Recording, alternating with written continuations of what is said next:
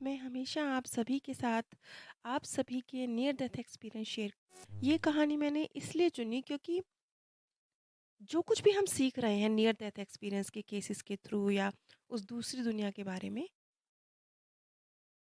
अंत यही है, सबका निचोड़ यही है कि हमें अपनी और अपनों की मृत्यु का जो दर्द है, उनके चले जाने की जो पीड़ा है, उससे बाहर निकलना है। फिर वो चाहे अपनी मृत्यु का डर हो या अपनों की मृत्यु का डर हो। क्योंकि आज आप जो उस दूसरी दुनिया के विषय में जानने की कोशिश कर रहे हैं, मैं जानती हूँ जो काफ़ी समय से इस चैनल से जुड़े हुए हैं, वो तो अपने इस दर से बाहर निकल चुके हैं। उनको तो शायद अब मृत्यु के बाद की दुनिया का डर बाकी रह नहीं गया होगा। लेकिन कुछ लोग हैं जिनके मनों में उस दुनिया का डर है। आज मैं आप सभी के साथ राजा परीक्षित की कहानी शेयर करने जा रही हूँ। जब राजा परीक्षित को सांप ने डस लिया और उनकी मृत्यु का एक दिन बाकी रह गया था, जब शुकदेव उन्हें उनके निर्वाण के लिए तैयार कर रहे थे, उनके इस शरीर के, इस दुनिया के मोह से बाहर निकाल के उस दूसरी दुनिया में जाने का उनका रास्ता खोल रहे थे, शुकदेव जी को लगा कि राजा परीक्षित अपने शरीर के मोह से बंधे हुए हैं। उनकी मृत्यु का समय आ चुका है, मृत्यु को एक दिन शेष रह गया है, लेकिन वो शरीर के मोह से बाहर नहीं निकल रहे हैं। उनको इस दुनिया के, धन माया के, शरीर के मोह से बाहर निकालने के लिए शुकदेव जी ने राजा परीक्षित को एक कहानी सुनाई। उन्होंने कहा कि एक राजा था। एक दिन वो जंगल शिकार करने गया। शिकार करते करते वो जंगल में रास्ता भटक गया, अपने सैनिकों से दूर हो गया और जंगल में भटक गया। अब रात का वक्त गुजारने के लिए उसे किसी आश्रय की ज़रूरत थी। बहुत ढूंढने पर उसे एक झोपड़ी दिखाई दी जो शायद एक शिकारी की, पहेली की झोपड़ी थी। तो उन्होंने उस झोपड़ी का दरवाज़ा खटखटाया। बहेली ने दरवाज़ा खोला। तो राजा ने बहेली से प्रार्थना की कि आज की रात गुजारने के लिए उन्हें इस झोपड़ी में स्थान दे दिया जाए, तो बहेली की बड़ी मेहरबानी होगी। इस पर बहेली ने साफ इनकार कर दिया। उसने कहा कि नहीं, यहाँ पर बहुत राहगीर आ जाते हैं राह भटक कर, और मैं उन पे तरस खाकर उन्हें अपनी झोपड़ी में जगह दे भी देता हूँ। लेकिन अगले दिन वो यहाँ से जाने से ही इनकार कर देते हैं। वो इस झोपड़ी को अपना बोलने लगते हैं। उनको ये झोपड़ी इतनी प्यारी लगती है कि फिर वो छोड़ना ही नहीं चाहते। वो इस पे अपना मालिकाना हक जताने लगते हैं। इस पर राजा ने उस झोपड़ी में देखा। उन्होंने देखा कि बदबू आ रही है। झोपड़ी के एक कोने में ही मलमूत्र त्याग करने का एक स्थान बना हुआ है। दूसरे कोने में छत के ऊपर कुछ खाने का सामान लटका हुआ है। कमरे से, उस झोपड़ी से जैसे गंदी सी बदबू आ रही है। तो राजा ने कहा कि नहीं, ये कैसे हो सकता है? मैं इतनी गंदी झोपड़ी में रहने के लिए थोड़े जिद करूँगा, बस आज की रात का आसरा मुझे दे दो। पहेली ने पहले तो ना नुकर करी, लेकिन जब राजा ने जिद करी, रात गुजारने का स्थान चाहिए, तो उसने राजा को अपनी झोपड़ी में जगह दे दी। और जैसा कि बहेलिया ने कहा था, अगले दिन राजा ने उस झोपड़ी से जाने से ही इनकार कर दिया। वो जाना ही नहीं चाहता था, वो उदास था। वो उस झोपड़ी पर अपना हक जता रहा था। वो उस झोपड़ी से बाहर नहीं निकलना चाह रहा था। इस पर शुकदेव जी ने राजा परीक्षित से पूछा कि वो राजा जो कर रहा था, क्या वो सही कर रहा था? इस पर राजा परीक्षित बोले, नहीं, ऐसा कौन राजा था जो उस गंदी झोपड़ी में रहने की जिद कर रहा था? अपने राजमहल को छोड़ के उसे झोपड़ी चाहिए थी। ये ऐसा पागल राजा कौन हो सकता है? इस पर शुकदेव जी कहते हैं, वो तुम हो राजा परीक्षित। ये शरीर नाम की झोपड़ी, ये मल मूत्र का स्थान, इसके मोह में तुम अपना उस सुंदर, उस दूसरी दुनिया को वहां जाने से इनकार कर रहे हो। तुमसे इसका मोह नहीं छूट रहा है। राजा परीक्षित को जब ये चीज़ समझ में आई, तो उन्होंने अपने आप को मानसिक रूप से निर्माण के लिए तैयार किया और बहुत शांतिपूर्वक, प्रेम पूर्वक अपने शरीर का त्याग किया। चलिए, ये तो एक बहुत पुरानी कहानी है, लेकिन इसे मैंने क्यों चुना? क्योंकि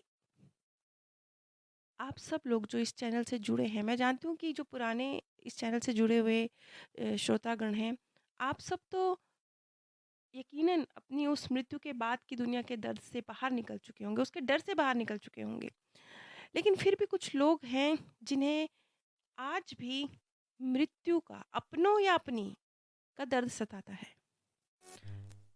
अगर ऐसा है, तो फिर आप भी तो इस मल-मूत्र की कोठरी से ही प्रेम कर रहे हैं ना, चाहे वो तो आपके जो प्रियजन हैं, ना सिर्फ़ वो अपने बुज़ुर्ग प्रियजनों के साथ हैं, पूर्वजों के साथ हैं, बल्कि आप भी नहीं छूटे हैं उनसे। वो आपके भी साथ हैं उस सोल वर्ल्ड में, क्योंकि वो आपकी ऊर्जा के साथ हैं।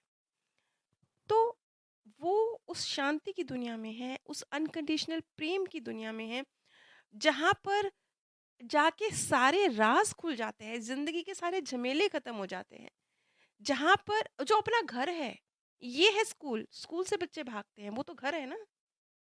वो आपके पूर्वज, आपके प्रियजन जो इस दुनिया से गए हैं, वो अपने घर में गए हैं। हम हमारे बच्चे कहीं भी हों, कहीं चाहे वो स्कूल से घर आएँ या वो कहीं विदेश चले जाएँ, विदेश से घर आएँ, तो हमें कितनी खुशी होती है ना, हमारे बच्चे हमारे हमारे पास मिलने आए।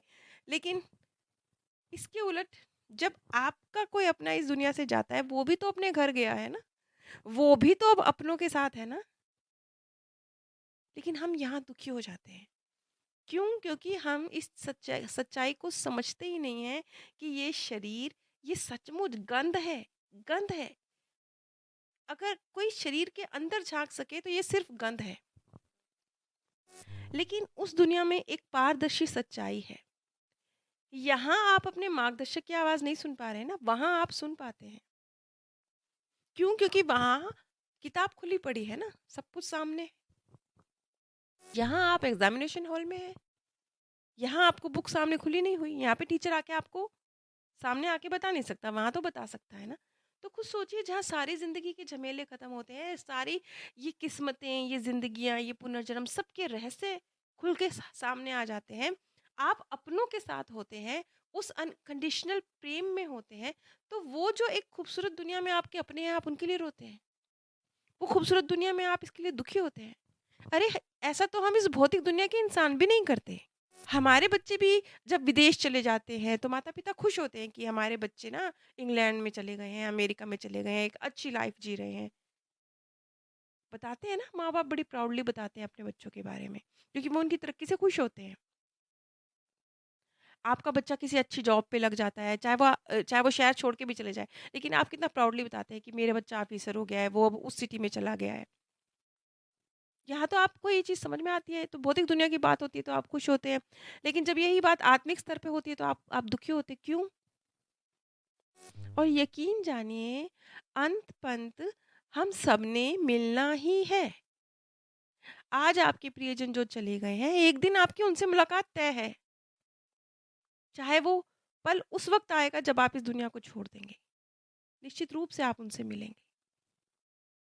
आप सबसे मेरी रिक्वेस्ट है कि आप जो नियर डेथ एक्सपीरियंस मेरे साथ शेयर करते हैं, मैं चाहती हूँ कि मैं जो वो जो एक्सपीरियंस है, मैं आप ही की आवाज़ में शेयर करूँ। आप ही की वीडियो हो या आप ही की ऑडियो हो, मैं अपनी भाषा में शेयर नहीं करना चाहती। लेकिन कई बार जो आप लोग के कई बार क्या, ऐसा हमेशा ही होता है, 90% ऐसा ही होता है कि आप लोगों के जो एक्सपीरियंस मेरे पास आते हैं, उनमें जो मुख्य पॉइंट है, उस पर बहुत कम चर्चा की जाती है। उस क्योंकि मुख्य जो पॉइंट है, जो आपके अनुभव का मुख्य निचोड़ है, वही महत्वपूर्ण है।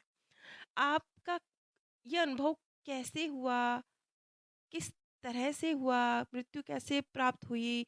क्या परिस्थितियाँ थीं मृत्यु से पहले की? ये सब इतना महत्वपूर्ण नहीं है।